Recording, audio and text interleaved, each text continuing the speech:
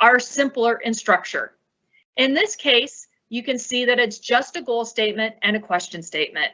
I chose this particular example because it illustrates something else that can be unique about some of Microsoft's certification questions, and that is that it only has 3 answer choices, and that is by design. So if you ever see one of these questions, the right answer is among one of those 3 answers. There's not a missing 4th choice. In 2018, Microsoft began adding labs to our certification exams with the goal of having at least 1 lab with at least 15 tasks so that candidates can show by doing rather than show by knowing. Let's take a closer look at what those labs look like. Here are 3 examples about the lab interface. Starting at the left, this shows the standard lab interface with the Azure portal on the left side of the screen and the tasks that need to be complete on the right. The test taker completes the tasks in the Azure portal and when complete, submits the lab for scoring. Similarly, the second image shows what the interface looks like for labs that require multiple virtual machines to complete. In the last image, you will see an example of what the lab interface looks like in the situation where the lab is used as a resource. In this experience, the candidate must navigate and explore the lab in order to answer the questions. These questions cannot be answered unless the candidate knows how to find the information in the lab. This design is used for job roles where the tasks are too long to perform, are overly complicated, require expensive resources, or simply take too long to process. Now let's take a look at how scores work. At Microsoft, all of our certification exams have a cut score of 700. This is not equivalent to 70%, which is a common misperception. This is a scaled score where the raw cut score is translated to 700 and the remaining points possible are distributed across a range of 0 to 1000 through a mathematical conversion based on the raw cut score being equivalent to 700. Why do we do this? Imagine if you see a harder set of questions, should your cut score be the same as someone who got an easier set of questions? No, that's not fair. By scaling scores, we ensure that the difficulty of the questions you see is taken into account in where your cut score is set. That's really the only fair approach. So how do we set the cut score? It's based on conversations with subject matter experts about the difficulty of the item pool in relation to the skills of the target audience.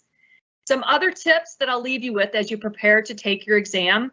Remember, no points are deducted for wrong answers, so you should answer every question. Go with your gut and don't overthink it. If you're overthinking it, chances are you're making it too tricky. Our questions are not designed to trick candidates. They're designed to test your knowledge and skills. If you have an instant reaction to what the answer should be, that's probably the right answer. Some questions cannot be revisited. Make sure you read the instructions so you know when that's the case. Some questions are worth more than 1 point. So at the end of the day, the best advice I can give you as you go through your exam is to answer every question. You will not be penalized for wrong answers. Questions can be worth more than 1 point. It's only in your best interest to do that. With that, I'll hand you back over to your trainer. That was awesome, Liberty. Thank you. Okay, let's get started with the objective domain review and get you ready for this exam. Let's go. So let's get started and understand some of the objective domain review that we will have today. At the very high level, we have divided this program into 5 different objective domains. From overall weightage in exam perspective, OD1, which is preparing the data, will cover about 20 to 25% of the weightage. OD2 is probably the biggest in terms of weightage when it comes to exam, and that is about 25 to 30%. And in this particular OD, we will talk about how do you model the data itself. OD3, which is visualizing the data, that will cover about 20 to 25% of the exam weightage. OD4, which is about analyzing the data, that is about 10 to 15% of the break. And then OD5 again, which is deploying and maintaining your deliverables in PowerBI.com, that is about 10 to 15% when it comes to exam itself. Every great data solution starts with data. So having it prepped well really helps down the track. So how do you make a great start with something like this? Well, you have to follow 3-step process. Number 1, focus on the data source.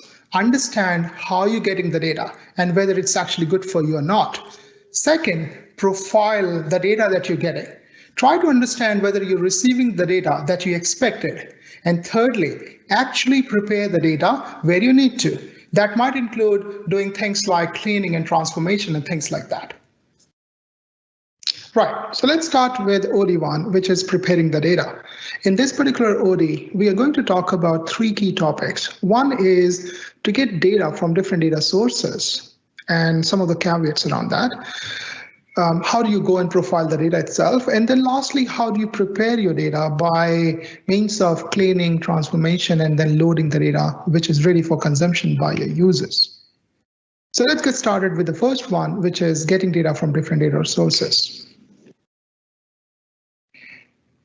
When you think about Power BI and when you want to go and do a lot of things with it, before we start anything, let's go and review some of the key building blocks that we have in Power BI, and we will basically have the journey and we will step through all of them.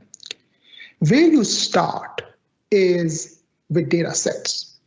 All the different data that you source from all different data sources that you have in Power BI, they are registered as what you call upon as data sets. Once you have done that, the real journey of visualization starts with you creating a report. Now think of reports in a very simplistic term, like tabs in an Excel file. You could have more than one tab in Excel. The same way, you could have multiple report tabs as well. Within each tab or within each report, you will have multiple tiles. Tiles are the rectangular objects or containers in which you place the actual visualizations. So what you do, you could have multiple tiles which can be put together in one report to give a story to your users.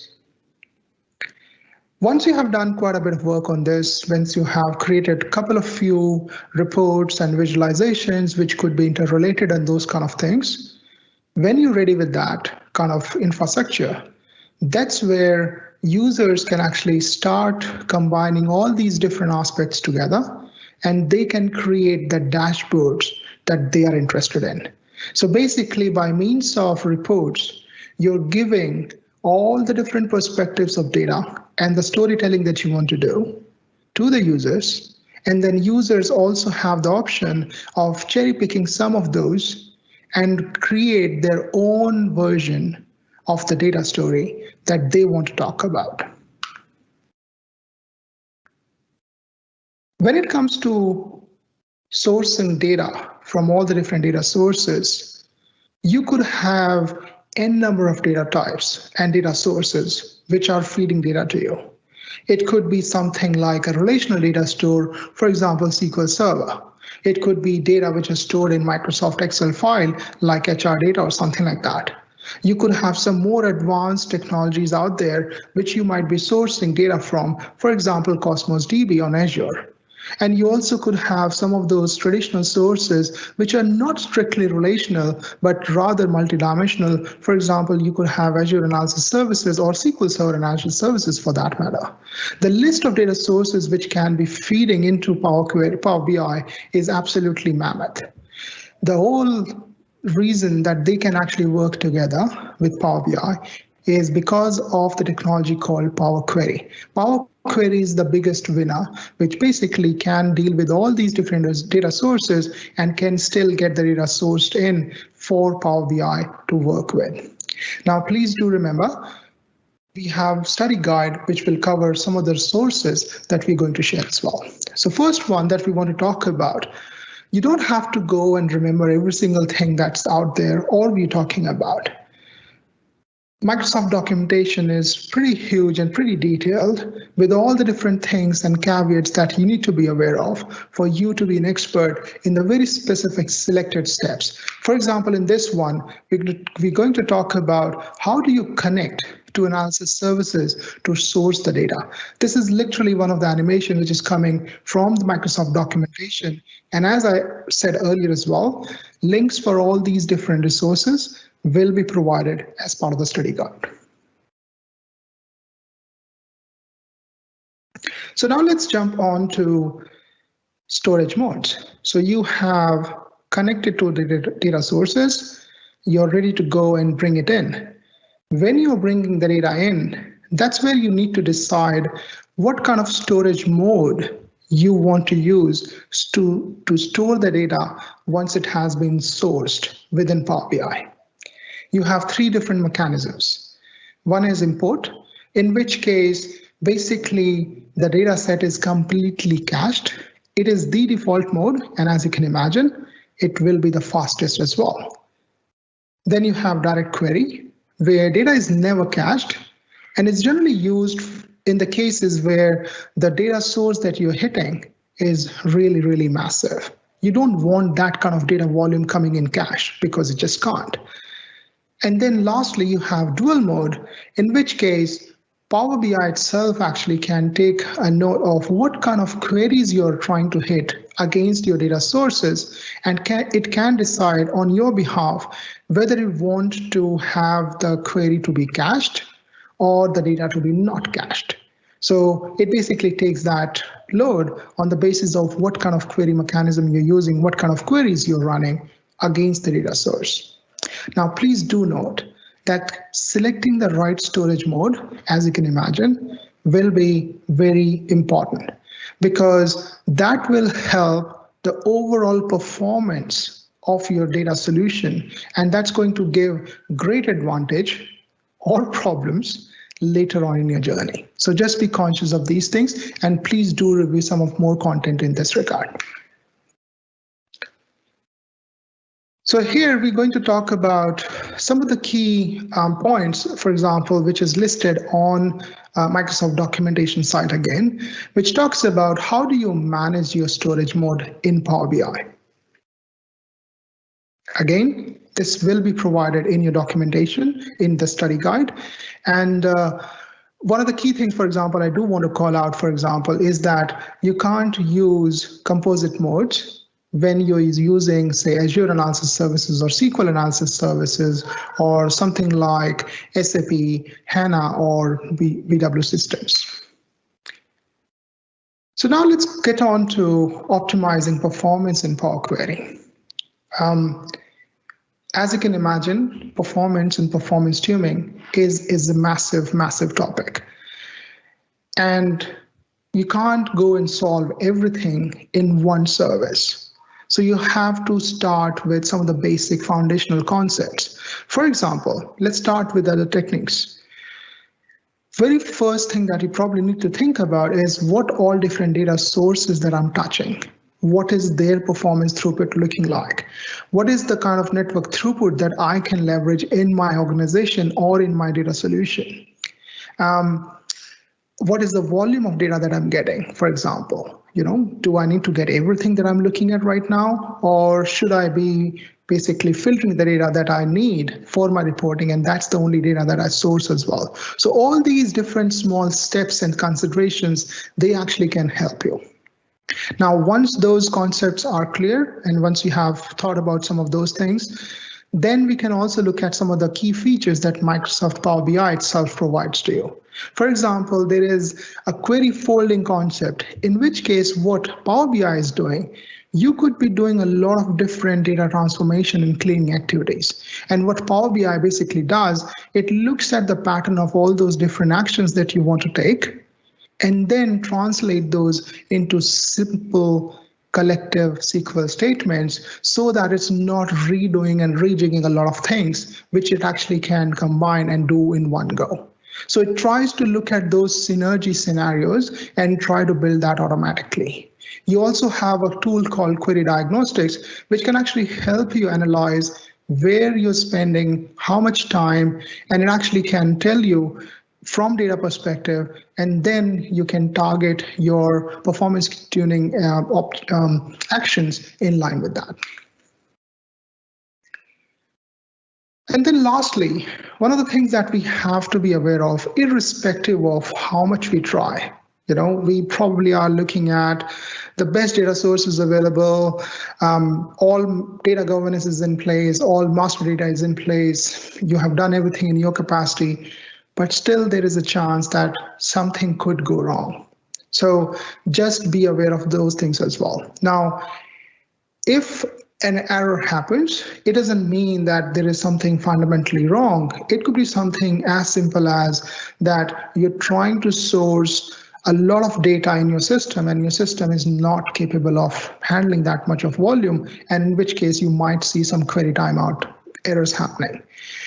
It could also be that you're hitting a data source, and when you're trying to extract a lot of volume of the data, the system has, or system administrators have basically imposed some timeout settings, which basically kills your session or stops your session before you get the full volume that you're looking for. So you do need to work those things out. It could be something as simple as you thought you know the file name from which you need to source the data, but somebody probably went in and standardized that path, and all of a sudden the file is not locatable. So those kind of things could happen. Also be aware of some implicit and explicit data type conversions, which could cause some issues in your data collection. So you do need to figure that out as well. And then in some cases where you are working directly with Excel file, please be aware that if the data that you're sourcing, it's not formatted as a table, the system may have some issues in accessing it. So just be cognizant of that. And of course, by any means, this is not the most comprehensive list. There is so much more that could happen. But again, as I always say, try with something basic and you will figure it out. So with that, let's go into the next part, which is profiling the data. Now, when you look at the data, once you have sourced the data, right, why would it be that profiling the data or having a good relationship and everything that will help? Basically, the very important reason for something like this is because it actually can simplify the data navigation, not just for you, but for users as well. Just think it this way. If your data can be understood naturally by the users, that's less the effort that's needed on your part to go and write a big rim of documentation and those kind of things. So when it comes to something like this, those are the bits and pieces which actually can help you in the longer run. Increased readability of your data solution will make it better for the users to work with it and consume it better as well. So it's not just about less effort on your part, but also it actually increases the usability for the users, which will increase obviously client satisfactions as well. And then if you think about it, something which is simpler and readable and understandable, there is a great chance of user knowing how to aggregate the data, how to carry out some calculations, and hence overall accuracy of the results itself. Now, when you look at Power Query Editor, before we jump too much into other things, that is the most critical concept or toolkit that you need to be aware of. So if you have not spent some time with it, I highly encourage you to please go and look at it. Try to be familiar with some of the tools, some of the key items that's available. For example, there are tabs like tools, views, adding the columns, transformation that you could do, and then different other things that you could do on Home tab itself. I will not go into details on those. I would really encourage you to go and explore that a bit more.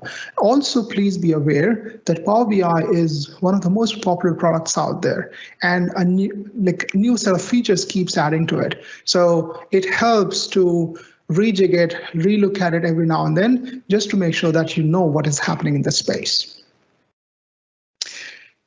Once you have sourced your data, you don't just go and start throwing it to the users, presuming that everything is good. It pays, and it actually is a good idea, if you go and spend some time with the data itself, try to understand whether it's meeting the expectations that you yourself have for the data.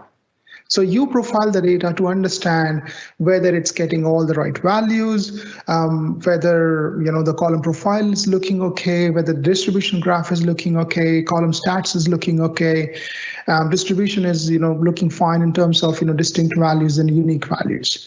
All these are key concepts which you will see on the View tab in the profile itself. I will again not go into a lot of details on this, but please do note that they are all key components and built in and available out of the box in Power BI. So you can really go and leverage it and can keep a tab on top of what is happening on data quality side of things and whether you're receiving the right data or not. Further to what we saw in terms of having a quick analysis of the data, whether you're receiving the right data set or not, profiling the data also is more about whether the data is exhibiting the right level of relationship as you sourced it from the data source itself. If those relationships are not respected, if those relationships are not wrong, it gives you an opportunity to understand the gaps in your thoughts and then bridge that gap. So those are the kind of things that you will go and transform data with. You will establish those relationships which you think is going to make it better for the users to consume it. You will go and correct those relationships where you think that more needs to happen.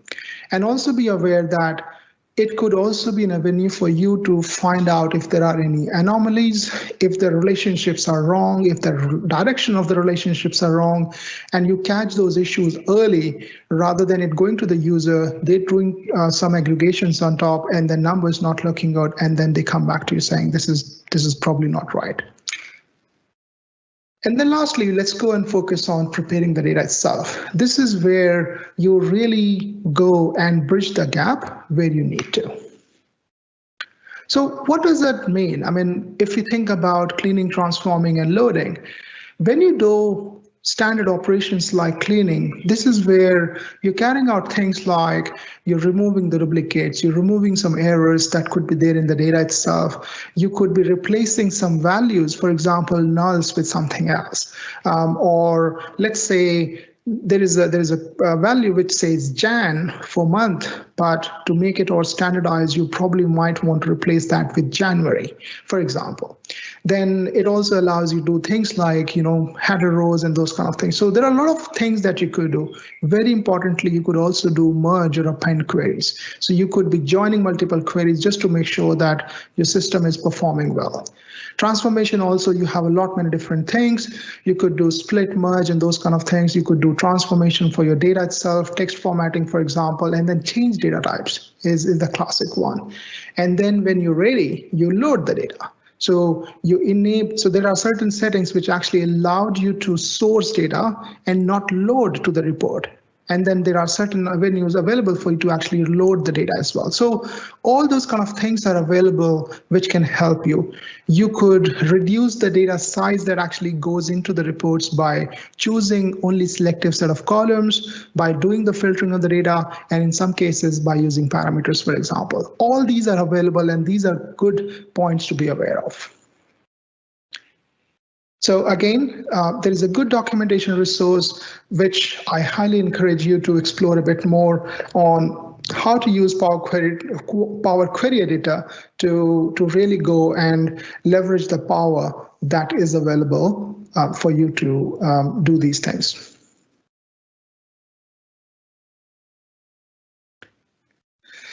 So in this particular case, for example, we just kind of wanted to outline things like doing the data type conversions, for example. You have to think about things like what precision data is coming with and what precision you want to go forward with. A good example could be, for example, if there is a column, if there is an attribute which is coming with date time as one single data set, you might want to spread that out. Maybe you're just interested in the date part of it. So there is no point in you storing the data as date time, because that will take more storage and it will increase the overall data set volume for your solution as well. So those kind of things you could really work with. Another thing that you might want to think about is, for example, decimal numbers, right? Do you want to go and fix the decimal numbers that's available in the numbers, which could really help again in storage, but at the same time in accuracy of the solution as well. Now, one of the things that it also does is it provides you an avenue to resolve inconsistencies. When you have all these different data that's coming in, obviously from source system, the name of the tables could be really cryptic. You could really go and rename them so that they actually represent the real business understanding, so that the users can actually relate to it better, right? You could do things like replacing values. For example, I talked about Jan to January, right? There could be two tables which have this kind of a combination, and just imagine one coming with Jan, another one coming with January. There is no way that you can relate those two tables.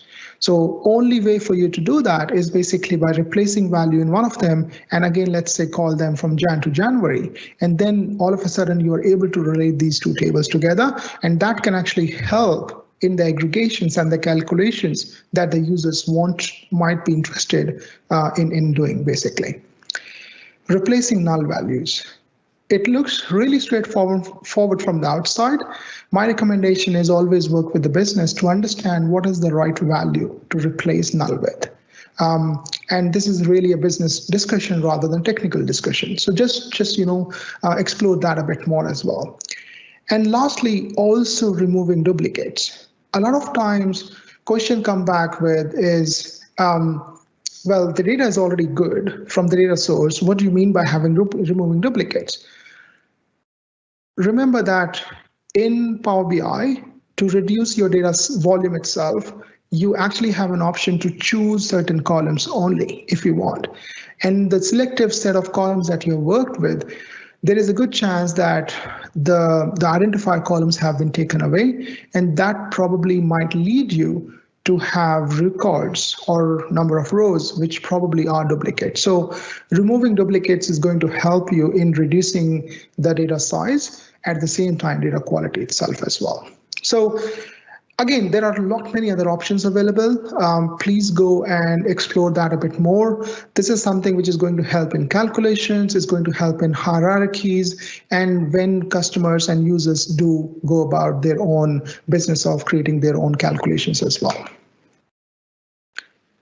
So this is again one of the key scenarios where we're talking about how do you merge multiple tables into one query. While this screen scroll is happening, one of the things that might pop to you, why would I go and do that? Why would I need to go and merge tables? Well, there could be many reasons. One of them could be that there are too many related tables. There are too many tables with a similar data structure, but because of the volume and data size or any data solution for that matter, you probably have multiple tables of the same type. So it actually pays to basically merge them together as queries and then present that as one set to the data users. And then a lot of times you actually have multiple closely related tables as well, which actually can sit together. And it's probably better if you create one wide table with those related tables rather than having multiple narrow tables, because customers will really struggle understanding that relationship. Now, there are a couple of mechanisms available when something like this happens. There is merging and there is appending. I do appreciate and would like to suggest that please go ahead and explore that a bit more on what these are and how you can do that. Now, all these different things that's available out there, with all the different calculations that you can do within Power BI and Power Query, it uses a language called M, which is quite straightforward. It's quite powerful. And again, it's not to indicate that for you to be able to do something in Power BI or Power Query, you need to learn M as another language. No, It is very, very simple language. And at the same time, most of the things that you do in visual way gets translated in this language automatically. So you don't have to go and write it, but if you know it, that's pretty good. Just kind of, shows where you are in the maturity. If you want to look at the code itself, you can always go to the View tab, and within that there is a Power Query Advanced Editor, which you can explore. Now, a bit of a fun fact here that there are about more than 700 functions in M as of this moment. Again, this is not an exam thing. It is just one of the figures. There is a good chance that by the time you attend this delivery, the number have already gone up. So again, just thought of sharing that. All right, so with us wrapping up or about to be wrapping up module 1 or OD1 rather, let's practice some of the areas and think about the question. So what I'll do is we will talk about the question. I'll pause for a few seconds. You think of the answer in your mind, and then I will show you what's the right answer. So here we go. So question 1 is, you're creating a Power BI report and need to pull data from a large data set. Preferably, you want to see the most up-to-date data in your reports. What storage mode you should be using?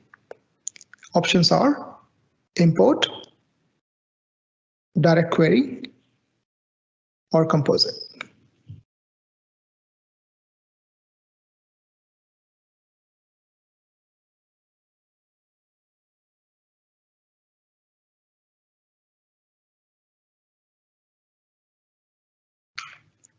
Correct answer is direct query.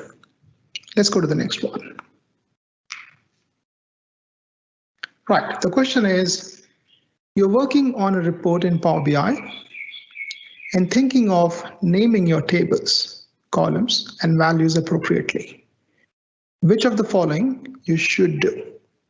Options are rename your columns in abbreviated form, replace underscores with spaces in column data, or use short abbreviated text.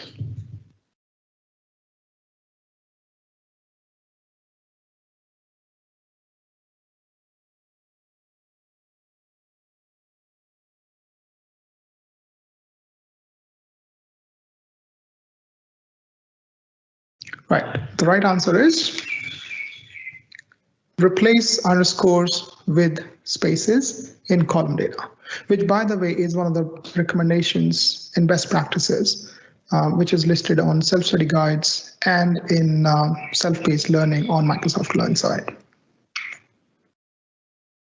Okay, so let's look at what all things we covered as part of the first OD.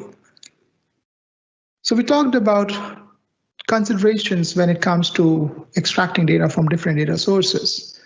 We talked about storage modes, and we also explored a bit more, how do you think about optimizing performance in Power Query? We also looked at some of the data import errors and how and what you can think about those. We then jumped on to shaping data initially. We also talked about Power Query Editor, rather introduced it, and we talked about things like profiling the data, evaluating and changing column data types as part of transformations, certain inconsistency and how to go about resolving those, and then modify M code. With that, let's go on to the next module. Let's ask ourselves why data modeling is critical for a reporting solution. Well, think of challenges like user experience, data quality, maintainability of your solution, and most importantly, performance of your overall data platform. There is one solution which can actually help you in every single one of these, and that is a good data model. So how do you make it happen? Well, firstly, you need to design a good data model. Secondly, you implement that baseline data model with all the right interfaces and all the right infrastructure. Then you add some calculated attributes which will help you in the long run. And then lastly, optimize the performance where you feel you need some more action. All right, so let's make a start with OD2, which is modeling the data. In this particular Ori, we are going to talk about 4 things. How do you go and design data model, developing a data model, and then creating measures using something called DAX, which we will talk about, and then optimizing model performance. So let's make a start with the first one, which is designing a data model. When you think of modeling, the first thing that comes to us is data relationships. When you source your data from your data sources, there is a very good chance that the data source itself has relationships, and when you get that in Power BI, those relationships will be identified and retained, and that you can review as well. Now, when you have this kind of a scenario, or if you go and build your own relationships as well, just be careful with few of the things. So for example, when you look at modeling the data, you need to think about whether or not diagrammatically it's looking okay to you, right? When you have done this, you have to think about what kind of efficiency and quality will come out from data aggregations. And when you're looking at establishing relationship between tables, you also have to think about things like whether it's going to be unidirectional or multidirectional or bidirectional rather, and what kind of, what's the nature of the relationship itself? Is it one-to-one, one-to-many, many-to-many, and those kind of things. So all these bits and pieces, they do go a long way when you look at each of the relationships. And again, in some cases, the overall architecture of data might be quite huge. Take your time and go through the relationships, because if they are correct, it will help you a lot later on. Another thing that you need to be conscious about is data granularity. A good example for something like this is this. There could be one table which is giving you data on a daily basis, and there is another table which is probably giving you data on a weekly or a monthly basis. When you have these two tables and you want to join them together, as you can imagine, joining them is not going to work, at least on the onset. So something you need to think about. There are times when you need to go back to the source to get something like this corrected. In some cases, you need to address that within the modeling solution on your side. Irrespective of where that is, just be conscious of data granularity and know that that's a concept that's available and you can do something about it in Power BI at the modeling step as well. One thing I do want to call out, again from reporting perspective and data solutions perspective, that data granularity is an absolute and foundational consideration, and not having it correct will have repercussions later on, which you need to be aware of. If you think about a few more things which are worth knowing and exploring, relationships we already talked about. Another bit which is important is cardinality.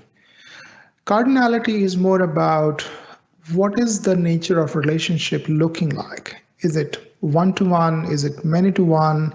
Is it one-to-many, or is it many-to-many? All these different things mean differently when it comes to aggregations, when it comes to data filtering and those kind of things. User experience would vary with each one of these. So be sure that the cardinality is right among the relationships that you see in the data. And if they're not, then try to rectify that. Again, it could be something that you need to get resolved as a bug in the source system, or it might be something that you might want to address within your control as well. One critical aspect that is worth noting is Power BI does provide you not just the cardinality and few of the bits and pieces we talked about, but we also look at the direction of relationship. And what that means is that they could be single directions or they could be bidirectional, as in both tables which participate in a relationship, they can filter each other. Or there could be one table which is more driving and filtering rather than the other. So that is quite critical as well, and something again that I suggest you explore a bit more before you go and sit the exam. There is some good documentation available out there on Microsoft Docs site. In this particular case, we're talking about how do you enable bidirectional cross-filtering. And as you can imagine, as you can see in the screenshots, it actually does give you very specific pointers on what is happening and where. Now, once we have done all of these things, there are times when data model as sourced from the data sources is not great, and yet it won't be fixed just because you are saying so. So there could be scenarios where you might need to do few more bits and pieces. Some of this could be that you go and create calculated columns, for example. And those are like additional attributes that you store with the data. They're not in the source data set, but you create that for your reporting purposes. But when you do that as well, just be conscious of the fact that whether the relationships are going to help that in that or not. For example, in this particular case, if you think about it, if there is a change in dimension customer table, that will lead to some data which would require to be changed, for example, in fact sales table, which is F sales here. And likewise, in some very specific edge scenarios, it might demand a bit of a change in dimension salesperson table as well. So just be cognizant of those things. Think about when you're adding some of these calculated columns, how these changes can flow through and how they can influence and impact the outcomes. Now, again, one more documentation page that we probably should be visiting, and one of that is how do you go and work with the modeling view in Power BI Desktop? And with that, what I also want to call out is there are at least 3 different views that you can work with in Power BI. You should be aware of them, and you should also be leveraging them. So let's go forward and let's now talk about the second particular subset, which is around developing the data model. Before we actually get started with it, let's introduce DAX. I think you are already aware of it, most of you at least, but if not, this is one of the programming languages which can be used to create calculated columns, measures, and calculate tables, and a lot of different things like functions, operators, parameters, this, that. It actually can do a lot of hard work and calculations and can give a rather simplified outcome for the consumers and users to work with. It's very, very powerful, and it can be using things like variables and those kind of things, which can really make it very dynamic. And can be used in a lot of different ways. Can be used in time intelligence. It can be used in advanced analytics and those kind of things. And as I said, it's a full-blown programming language which actually can do a lot of complex work for you. Whenever you go and create some calculation, for example, a calculated column in this case, that is actually using a DAX formula. So in this particular case, what it's doing is that it's looking at creating a calculated column called total price, and it's going to multiply quantity column with unit price column. As you see, there is a reference to the table name, which is sales order details, and then there is specific reference to quantity and unit price columns, and that's how a calculated column is being created. Now, this is obviously very, very simplified version, which you can explore a bit more, and at the same time, there is more complex versions that you can play around with. There is full-blown tutorials around how do you create calculated columns, things to be aware of, caveats to be watching out for, and all those kind of things. So please do explore that a bit more and leverage the power that this brings to you.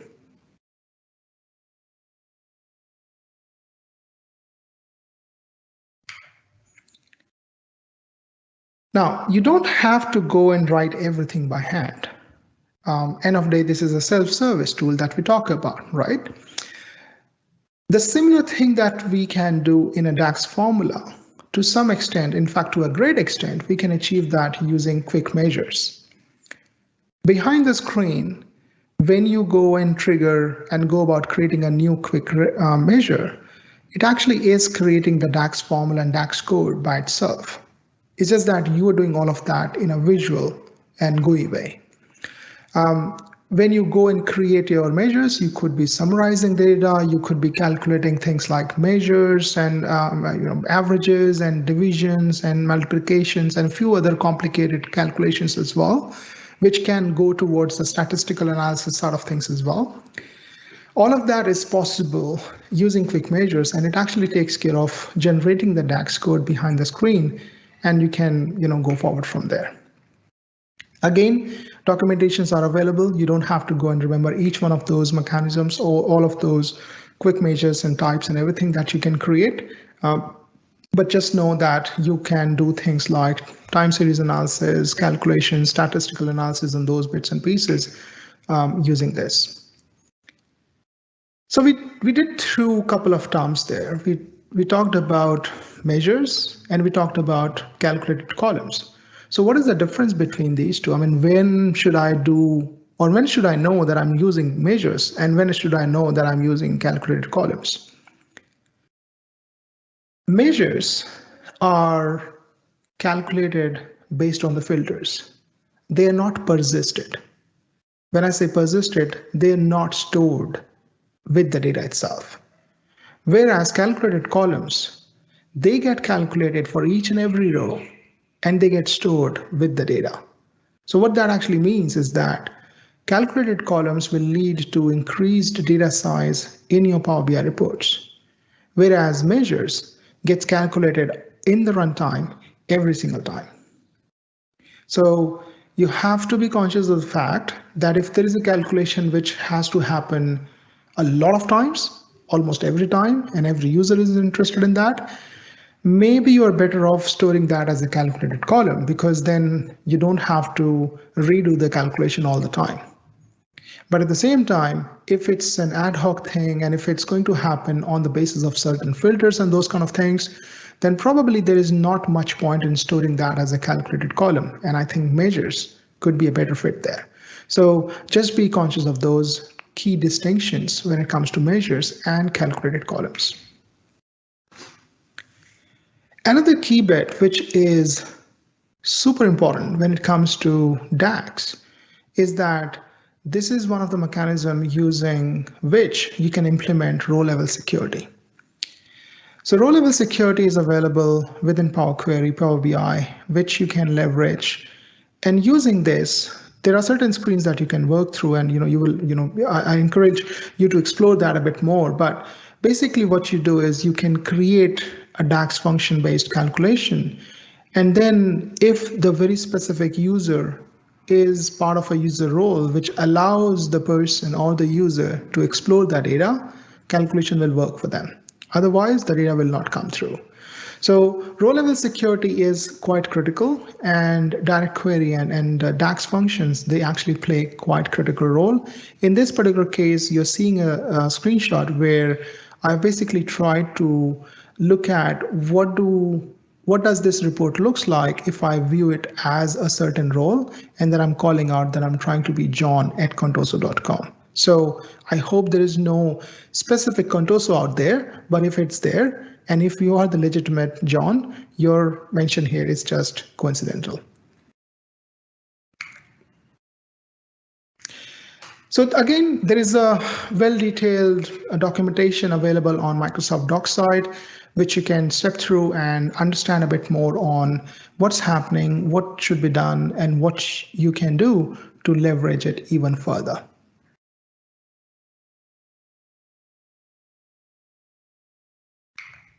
With that, let's get started with the third specific subset, which is creating measures using DAX.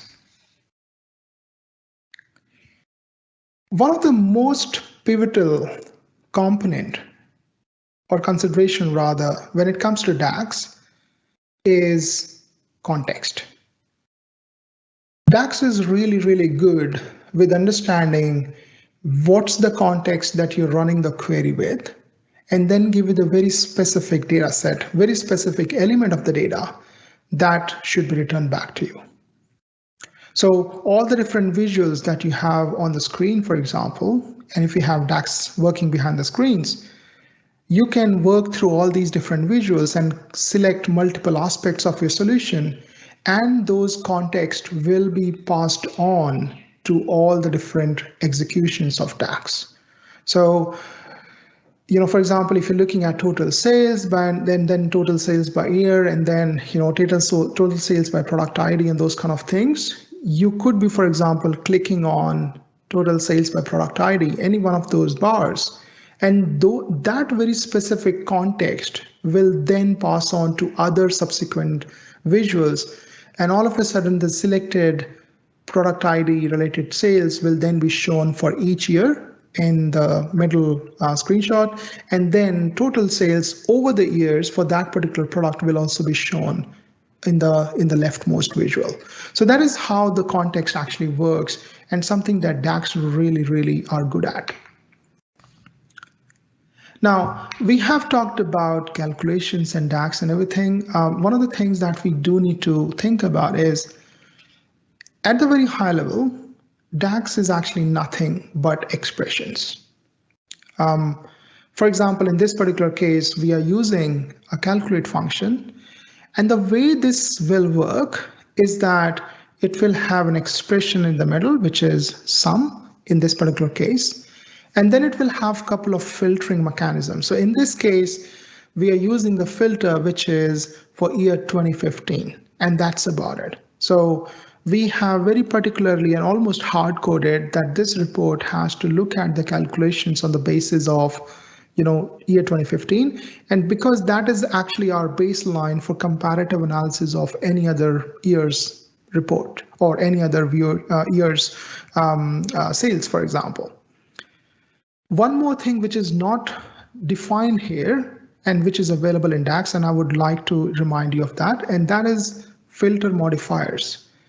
You could also amend the same exact function call with things like keep filters and use relationships and those kind of things. And these are well documented out there as well, which will actually control and help you control what relationship you want to use when you deal with the data.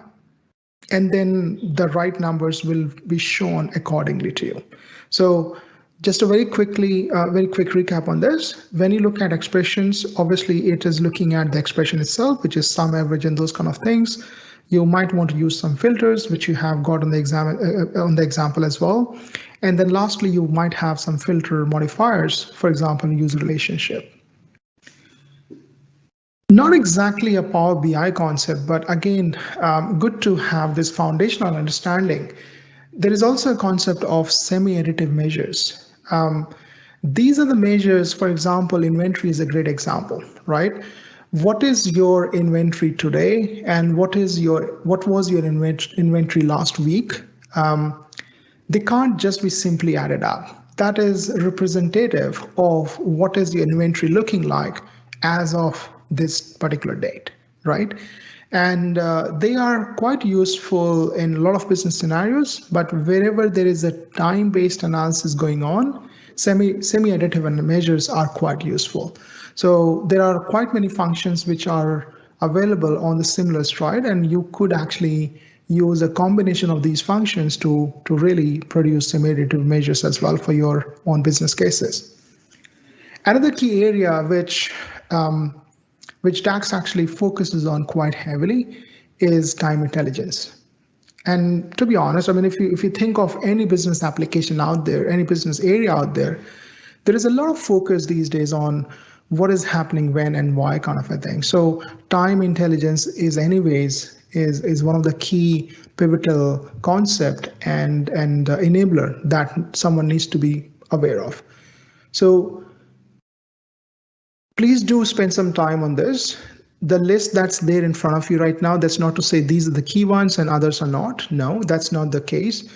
It is just to outline that there are quite many good time intelligence based functions available in DAX, and there are more out there. So please go and spend some more time on it. Try to understand what they are. And frankly speaking, a tip from my side personally would be that the names of these functions are quite self-explanatory. For example, dates year to date, you know what that is. Total year to date is something you're seeing. Dates between, you can imagine what that would be. And then parallel period is, for example, something like what is happening right now, what's been the parallel period in a specific previous year that you probably would mention. So all those kind of things are available, and these names are quite a good indicator of what is actually happening in that. But still, please go and spend some more time with it. Right. With that, let's go on to the last subtopic of this, and that is optimizing model performance. Now, when it comes to performance, it's a very specialized and very wide area. We can't go and put our finger on one technology or one solution or one tool and say, this is going to kill every single problem we have. That's never going to happen. So let's step back and think of the foundational concepts once again. I personally believe when you have solutions which are simpler, they generally perform better, and they are something that you can maintain well over a period of time as well. The same exact thing applies to solution in Power BI as well. If you think of the data that you need for reporting, you probably are better off thinking about, can I get just that data, or do I need to get everything? If you're getting everything, you know that's your first port of call where performance issues might creep in. When you have sourced the right amount of data, filtered in some cases, into your system, into Power BI system, from there on, you go and model the solution correctly. You model the solution in a way that relationships are established so that there is less and less chance of duplicate data. There is less and less chance of not useful data still sitting around. And also, it also gives an opportunity to go and basically trim the data volume by, for example, using the right data types or basically filtering the data where you need to. So obviously you can filter data even further when you have sourced the data. With all of that, and with that reduced data size, when you have created reports, the chances are going to be strong that your reports are going to perform well as well. With good relationships, reports generally perform better. With good relationships and understanding of the data, users understand the data better, so they will carry out the right aggregations as well, which are going to further enhance the usability of your reports. And once you go and publish all of that content and report size over to PowerBI.com, because of the synergized solution through and through, that's going to be reduced size, and that's going to perform even better on PowerBI.com when committed capacity gets thrown at it. So when it comes to performance optimization, we have to think about not one tool at one point at the beginning or at the end. We have to think about the overall journey that the user and the data might have, and then work with that to basically optimize the performance in best possible way. And yet at the same time, also think about some of the moving parts, like what is my network optimization looking like? What is my network throughput? What kind of data sources do I go and connect with? Do I have some limitations on those? What are the boundaries within which I have to work, and basically work really with that. And when you do all of that, performance is really going to be very well. So again, let's go back and think about some of the solutions that's available. There is a great documentation available on relationship, and in particular man-to-many relationships, how they work. And this particular web page talks about not just for high-level many-to-many relationships, but actually goes and delves into things like, what does it mean for dimensions? What does it mean for facts? And it basically really gives you some clear guidelines and guidances on what you can do when you deal with something like that.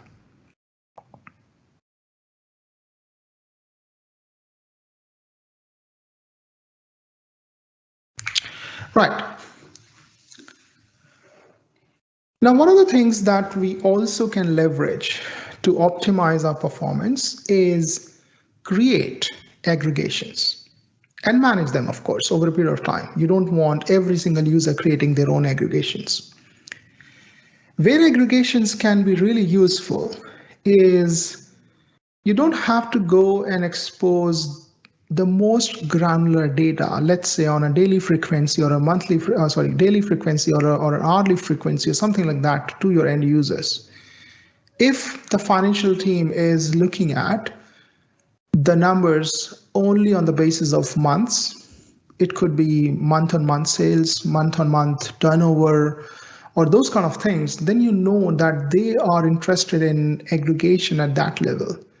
So there is not a lot of point in throwing the most granular data to them.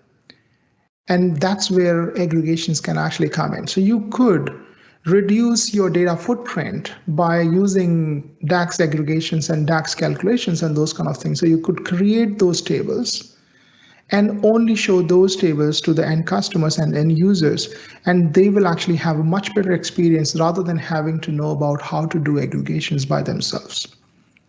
As you can imagine, this ties back a lot to you having some fair good understanding of the business requirements, and then you work with that.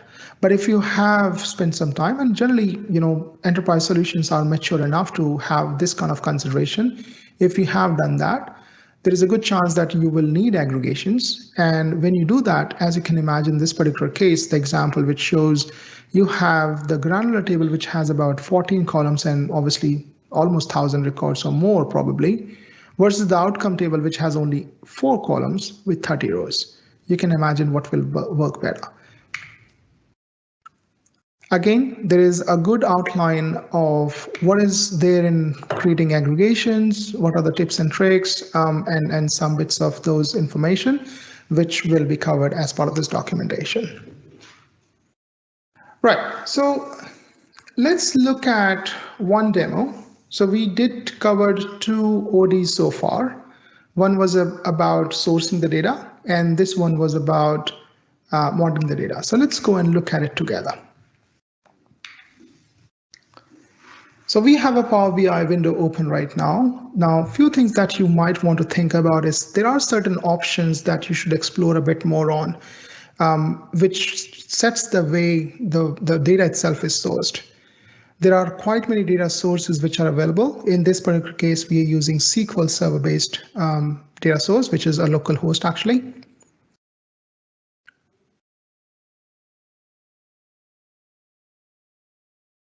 Once you have got the data sourced, you can actually explore your data on the main screen itself. So you don't have to really load the data. You got the data, you can look at it, what kind of columns, what kind of data types is there, and then you can work with it if you like. So now I go and select very specific entities that I want. So I don't want this, I don't want that. Let's include this, and let's have some more tables added to the data model.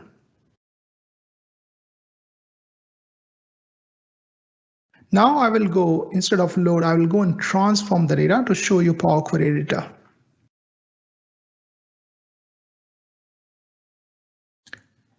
Just to show you, all of the data sourcing is happening through Power Query. And if you see the editor, you can see the code working behind the screen. So you can explore the data a bit more if you like. Let's do some very quick cleansing. And if you think what I'm going to do is all these are date time, I just want to convert them into date. And one of the things that you probably should notice is that in applied steps, it's not going to add more and more steps. These are exactly the same executions, and that's why it retains the change type as only one step, although I'm changing 3 different columns at the same time.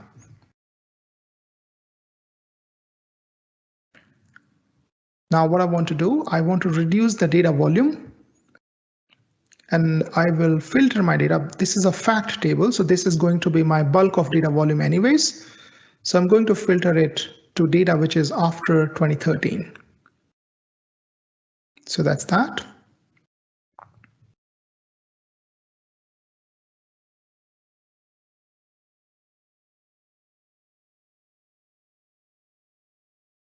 Again, the same thing. I can explore my data. Now let's look at profile. So if you think about it from sales territory perspective, it can show that there are 7 unique and 11 distinct values, which is probably okay for me if I know the data. I can look at the column profile as well, which is again showing me some more details. And then overall column quality, whether 100% are valid or if there are errors and those kind of things which I need to deal with. Now with that, let's do some quick text transformation. So there is first, middle, and last name. Rather than having them separate, I want to merge them into one. And I'm all doing that using GUI. So I'm separating all of those values with a space, and I'm just calling it employee full name. So the previous columns are gone. If I want, I can explore them still by going back in the journey. I want to choose column. Now, if you think I can actually insert steps in between, and that is something that I tried earlier, which I don't want. So I'm coming back to the last one, and then I'm trying to choose columns, which I really want to use. Again, one of my mechanism of reducing data footprint. So I just want these, this, and a few more, and I think that should be good. Yeah, let's go.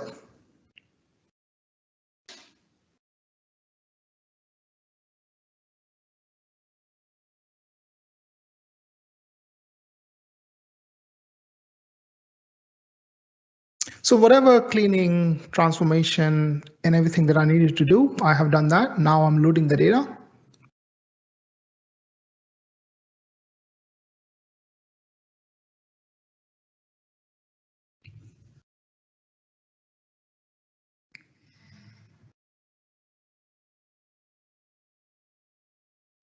Now, there are multiple views within Power BI that you should be aware of, and something that I encourage you to spend some more time on. So let's go and look at the model view. So now, again, reminding you that I've not changed anything in the model. So this is the model which has been sourced exactly as is from the data source itself, and there are different relationships, and this particular one is a single direction. I could use bidirectional and those kind of things as well if I want to. So I'm not going to change much on the model itself. There are roles that you can define at this level, and a view as is another screen, if you remember, that we touched on. So let's just quickly touch on that as well. So I can define whatever user I want, and I can put that XYZ at contoso.com or whatever, and go from there.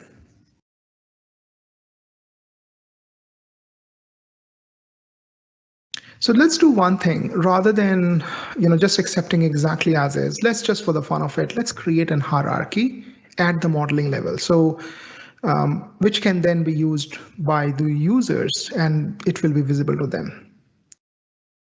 So let's try to create a hierarchy for geography. And in this particular case, we will just play around with, just a bit of a country, region, and those kind of details. Now, this is obviously not the absolute reference. I'm just playing around with just throwing anything that I want. So I've taken country already. I am bringing in territory now. And just for the fun of it, let's probably bring in region as well.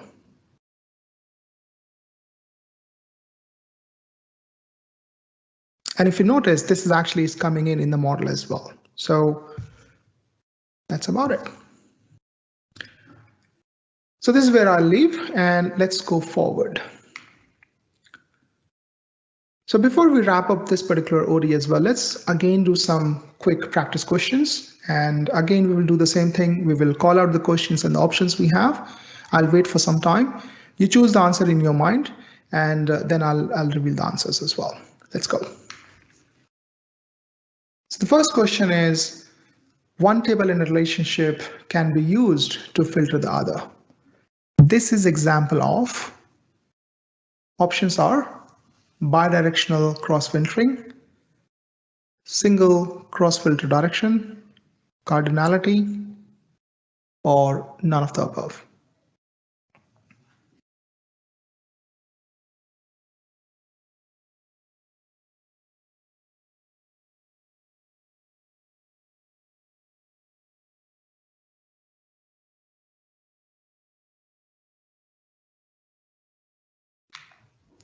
The answer is bidirectional cross-filtering.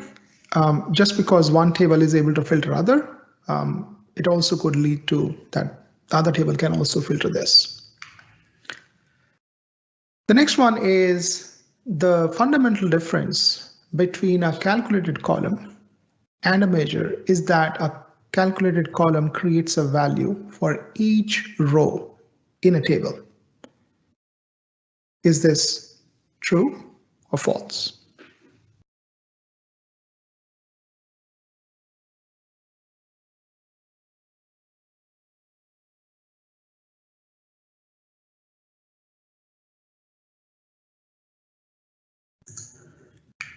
The correct answer is true.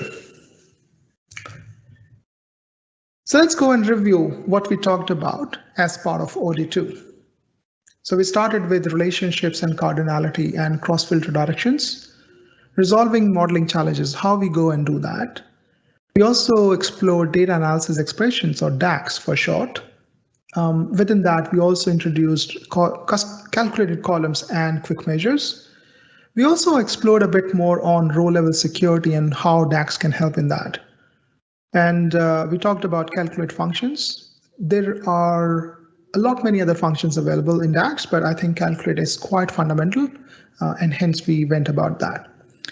Other than that, there are semi-additive measures and time intelligence capabilities in DAX that we should be aware of. At the end, we also looked at performance optimizations and some thought process around that, and also focused on many-to-many relationships and creating and managing aggregations. And that concludes the objective domain 2. Visualization. It is such a vast topic. It's not about colors. It's not about creating pretty pictures. It's not about charts or pie charts or something. It's way much more than that. Think of bringing data to life. Think of interactivity. Think of your thoughts that you're really propagating and letting your users hear your story. Think of being an excellent storyteller. That's all what you can achieve by visualizations, and if you have done it well, and all within the construct of being a good enterprise data solution. So as part of this, there are a few things that we will talk about. We will talk about reports, we will talk about dashboards, and we will also talk about how do you enrich your reports for things like usability, navigations, and few advanced analytics topics that we are really excited to introduce you to. In this particular OD, we're going to talk about 3 things: creating reports, creating dashboards, and then at the end, how we enrich the reports for usability. Let's start with the first one, which is creating reports. When you design the report, that's when you actually bring data to life. That's when you start looking at using more of an art form rather than just using the technology form. What format of reports will work for your business? What is your audience? What kind of color schemes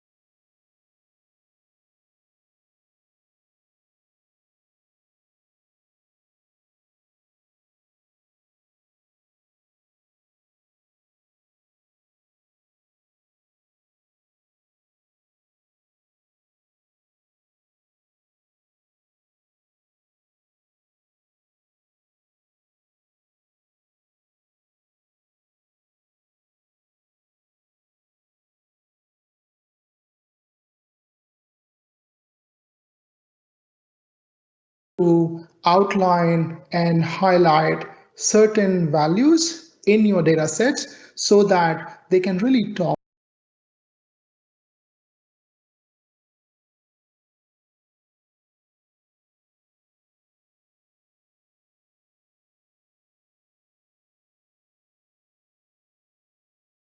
Format of reports will work for your business. What is your audience? What kind of color schemes will work? What kind of visuals will work better with your audience?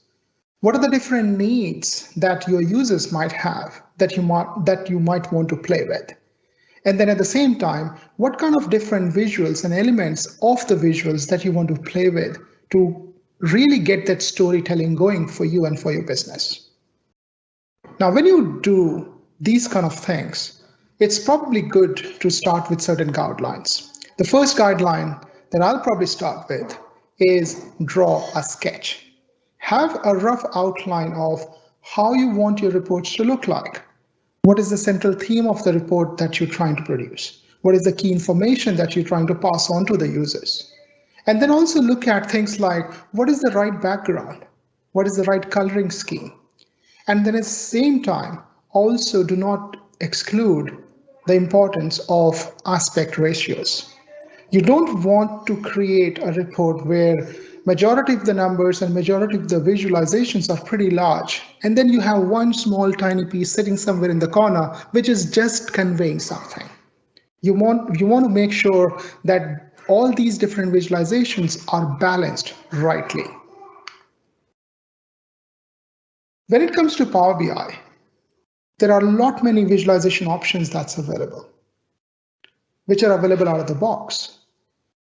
You could start with something like table and metrics. You could think about bar and column charts. You could think about line and area charts. You could think of pie charts. Tree maps are actually quite common these days, combo charts, and then card visualizations. And there are so many more which actually would probably categorize as more of basic or fundamental visualizations.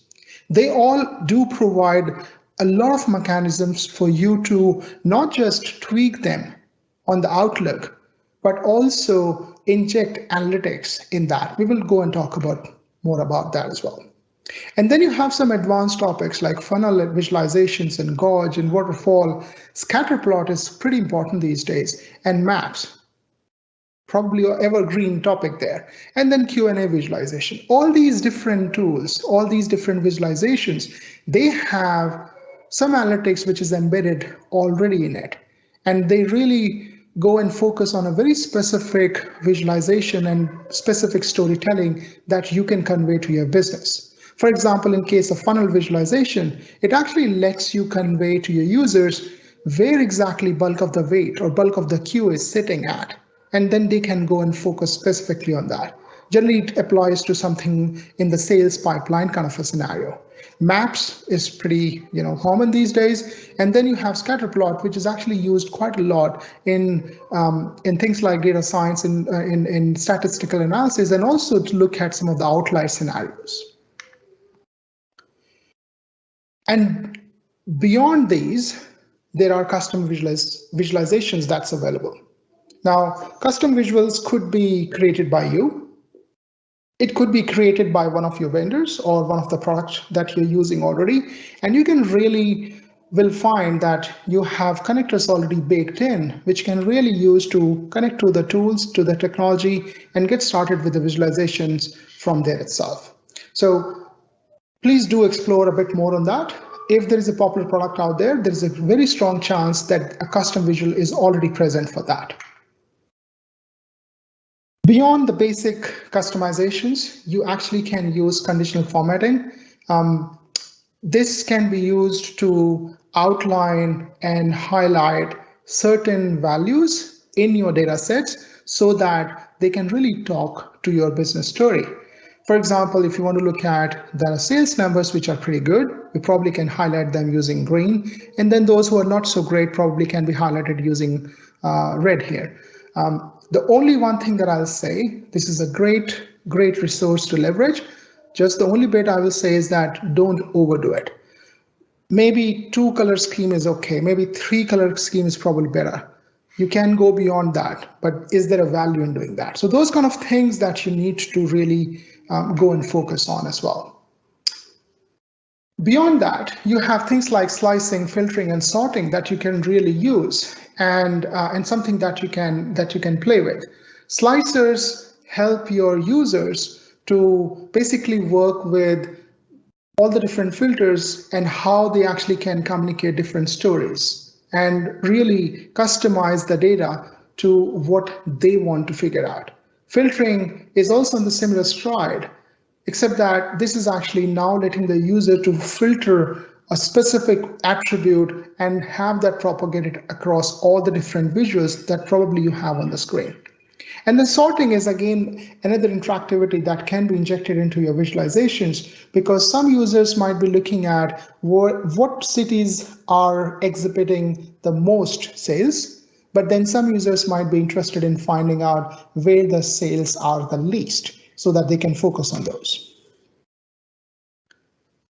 Again, there are some good accessibility guidelines around how do you go and design your reports.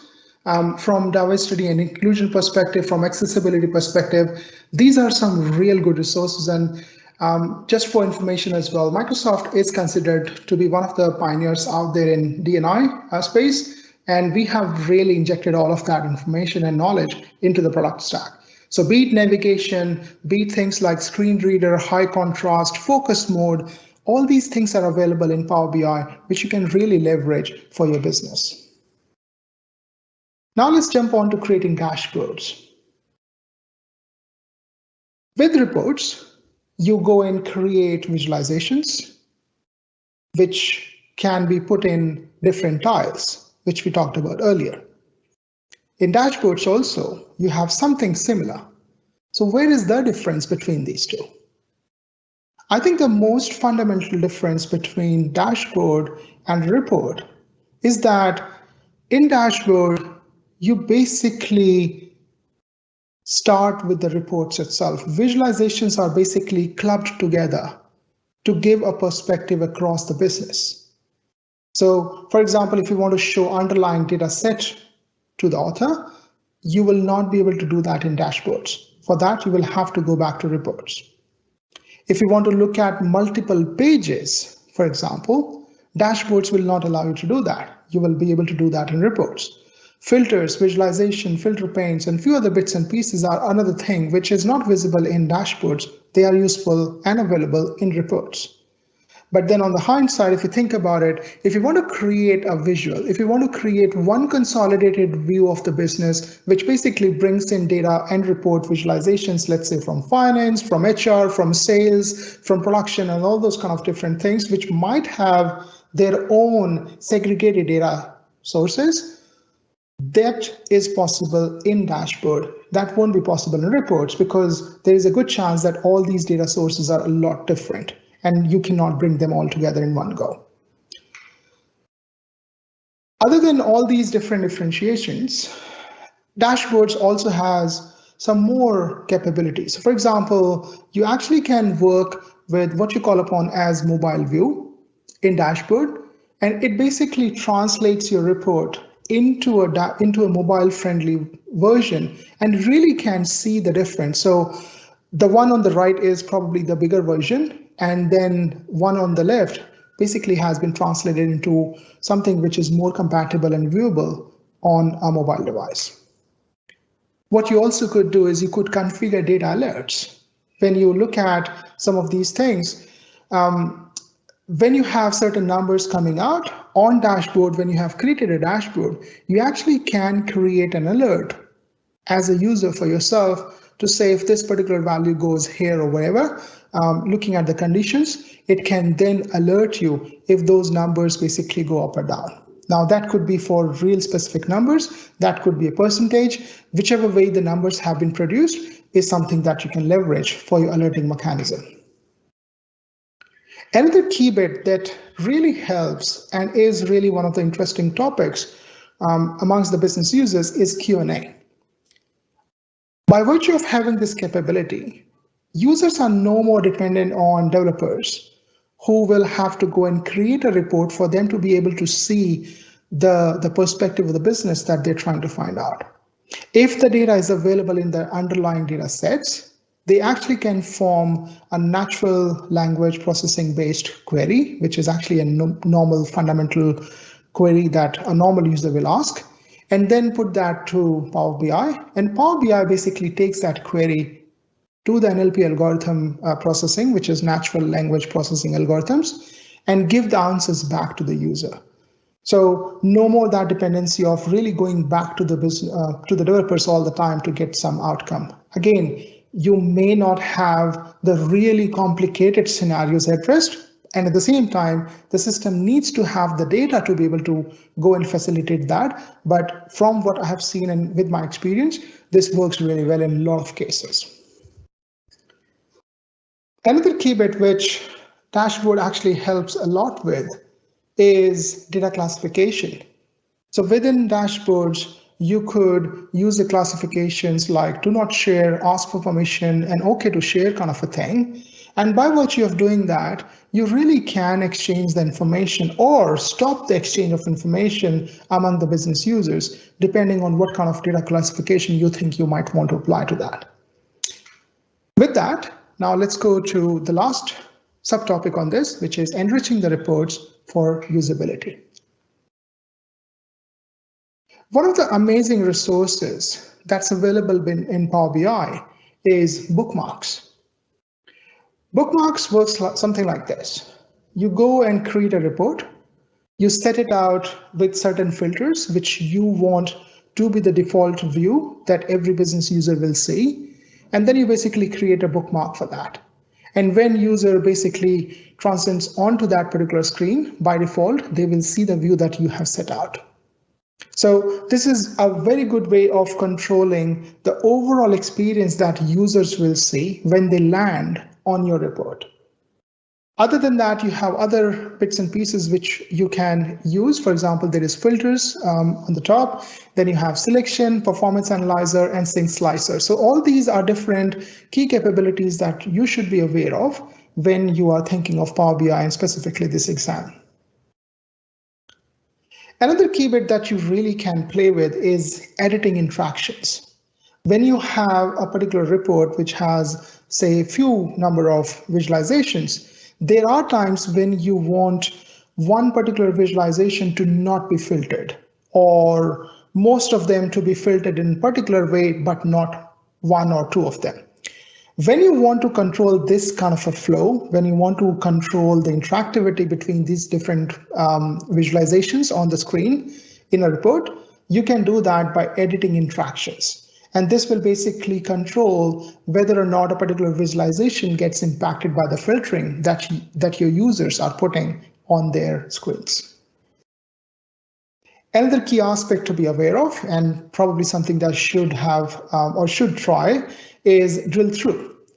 There are cases when drill through happen within the same report. So for example, on the screen on the left side, you have some key details, and then if you want to drill through to the very particular numbers, you can drill through under the same report. And then the next one is where you might want to cross report drill through, where you probably start from a, let's say from a map report where you want to go to the drill through, and then drill through basically takes you to a separate report tab where the detailed information is provided. Again, there is a good documentation that's available for doing something like this, which you should go and have a play with. It basically outlines all the different interactions, drill through, cross report drill through, and some of the caveats to be aware of when you work with this. So with that, let's go and see a quick demo on how to create reports in Power BI. So what I'm going to do, I'm going to start with an outline. I am calling out, I'm going to place logo, filters, a high-level visualization for sales by financial year, and then break it down by country and by product category. Let's make a start.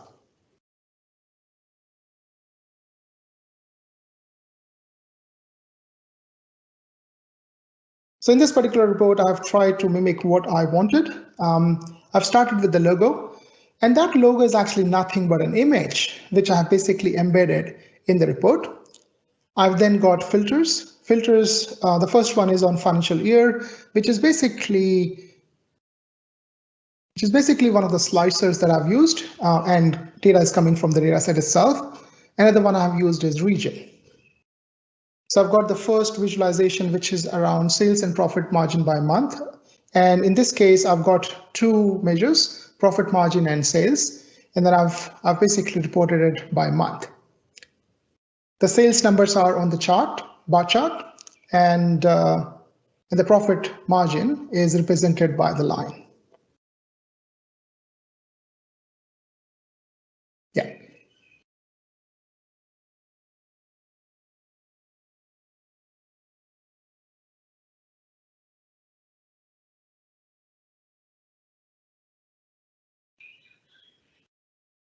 So now let's look at the next one, which is around sales by country. In this case, I've basically chosen a particular attribute which is recognizable by the map visualization, and that's I've dropped in sales number, and then sales by category is the same. I've basically used a tree map, and I've dropped in my product categories and sales. So let's now drill through to components, which is a cross report drill through in this particular case. And if you notice, this report actually is hidden, so it's not accessible directly. It's only through drill through that I can actually access it. So here you go. I've basically detailed by components, which I clicked on. So that's the drill through report for components.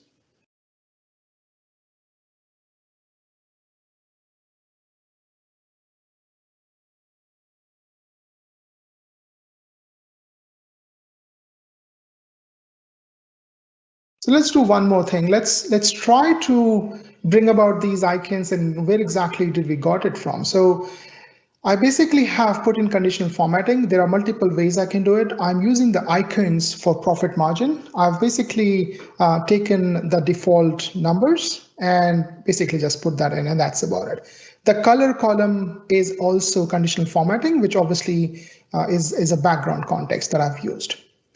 Now let's look at the interactions. So in this particular case, I'm looking at financial year 2019. And if I go to profits, this is again 2019 for everything.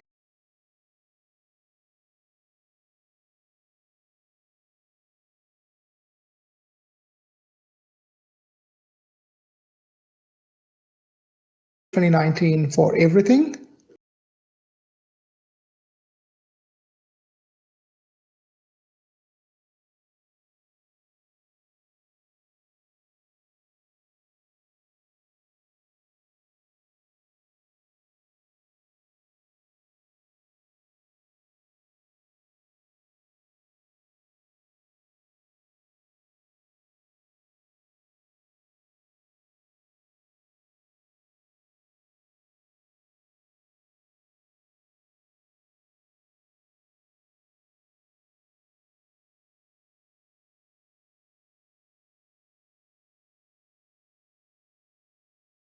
Let's look at some numbers.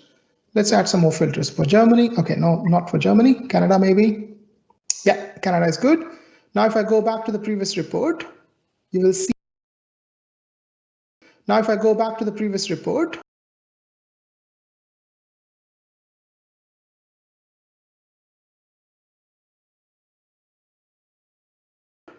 you will see that the filter actually has been applied here as well.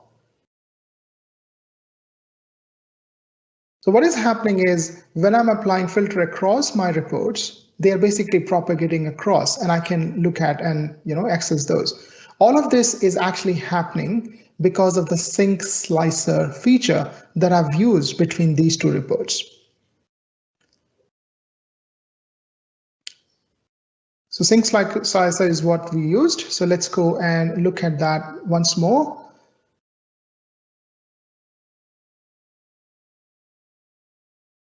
If I just highlight that, so you see that overview and profit reports have that. And if I just go back again to the overview report, that's what has been passing through. Another one is you just looked at mobile layout, and page view is another thing that you probably can leverage to basically increase your real estate on your reports and everything. And these are all, very specific to the developers and, the way they prefer to work with certain these things basically. Now, there is only one small thing that I want to do. There is a select all option that I want to add to the selection and slicer rather. And all these are just kind of exposing you all the options that's available. It's not to say this is comprehensive. Definitely you should go and explore a bit more on what's happening here. So let's go and review some practice questions. What I'll do is I'll outline the question and give you some time to think through the answer, and I will then call out the answer as well. So the first one is you can import custom visuals in Power BI. The file extension of a custom visualization is, options are .pbiviz, .pbicus, .pbix, and .pbit.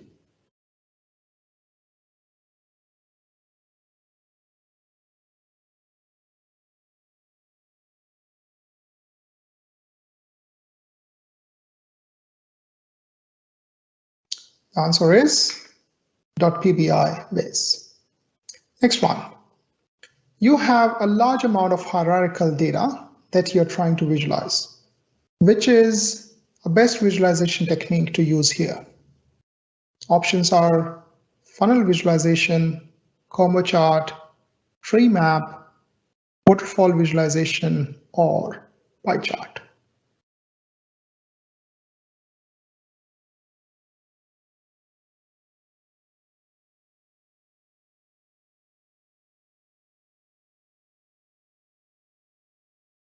The correct answer is tree map. Right, so let's quickly recap what we talked about in Objective Domain 3. We started with some of the key considerations in designing and creating a report. We imported custom visualization, we talked about rather. We talked about sorting, slicing, and filtering data, and how do you go and design and configure for accessibility? Some of the considerations there as well. Then we jumped on to dashboard. How do we go and create dashboard? We talked about using various features of a dashboard, and then configuring bookmarks, drill through, cross filter, and few other bits and pieces as well. With that, let's conclude OD3.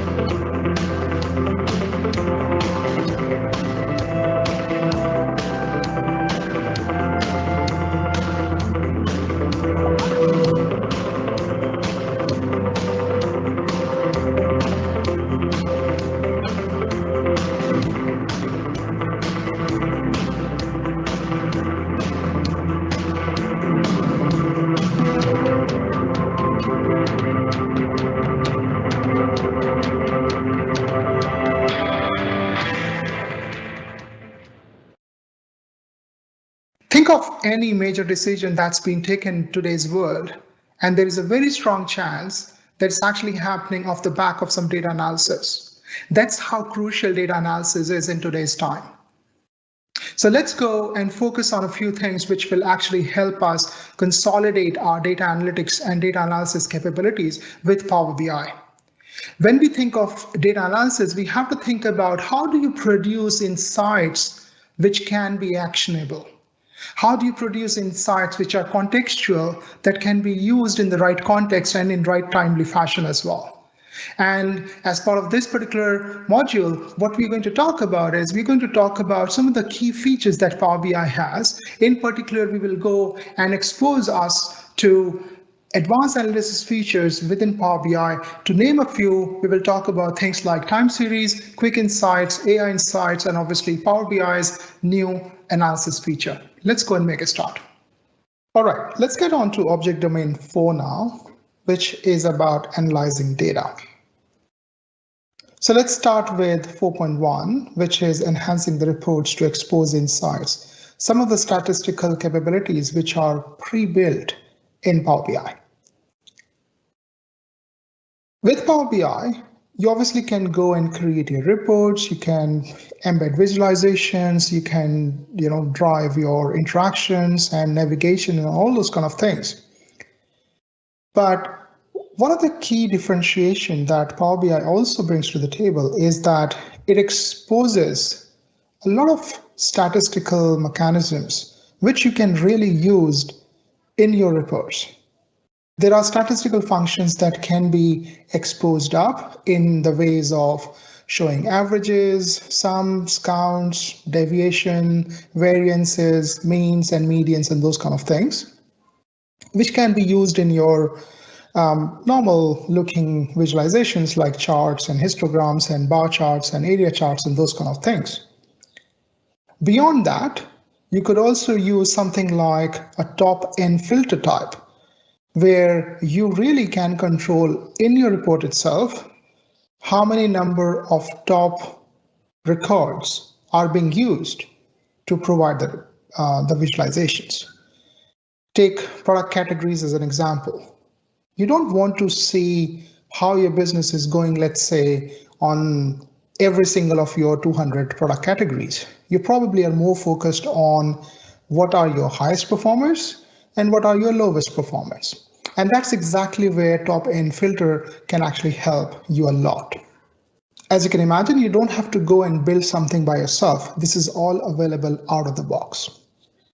And lastly, you also have things like Q&A visual, which